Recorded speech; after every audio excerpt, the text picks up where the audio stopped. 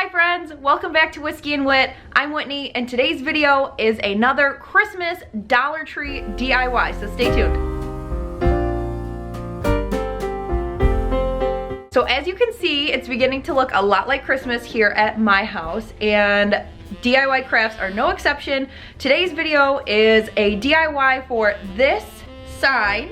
It is a makeover, all products from the Dollar Tree, and it also lights up. So let's get started.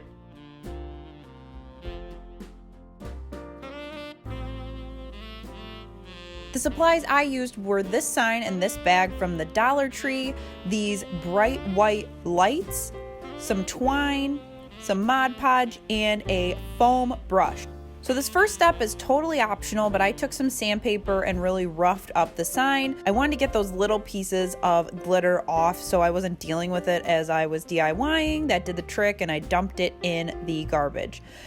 Then I took the gift bag and cut off the front just like I did in my other bag sign DIYs. If you haven't seen those, I will link them up above, and also you can check them out on my Christmas playlist.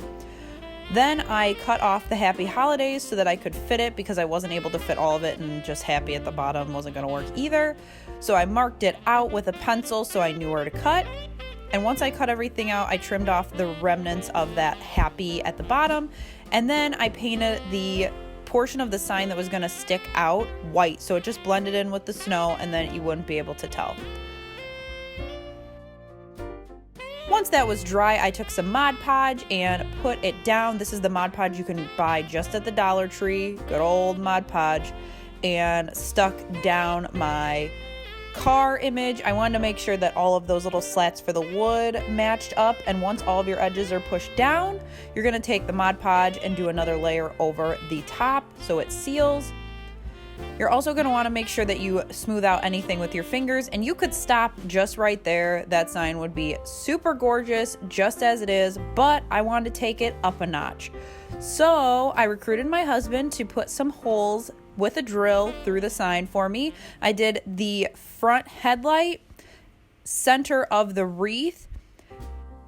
He went down and up, but then he also was kind of using his wrist to move it around, so then that way the hole was wide enough for the lights to go through. You're just going to want to match up your drill bit to see how big you're going to need to make the hole so that the lights are snug but that they will go through. If you make your hole too big, just reinforce your light with a little bit of hot glue.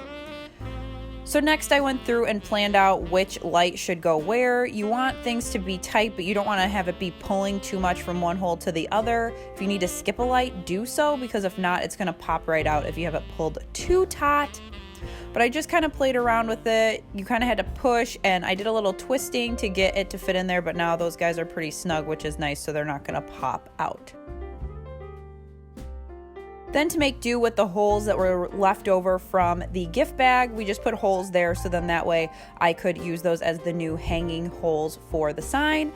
And then I took just some electrical tape, which you can also get at the Dollar Tree, and hooked everything to the back of the sign just to make sure that everything fit.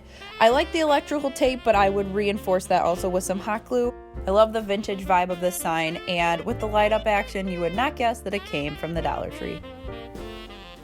Thank you so much for watching. I hope this video inspired you to go transform a Dollar Tree sign. If you do, be sure to tag it on Instagram, share it with me at Whiskey and Wit, and I share all of those on my stories, and I have a highlight of viewer photos and projects, so be sure to check that out. Thank you so much for watching, and I will see you in my next video. Bye!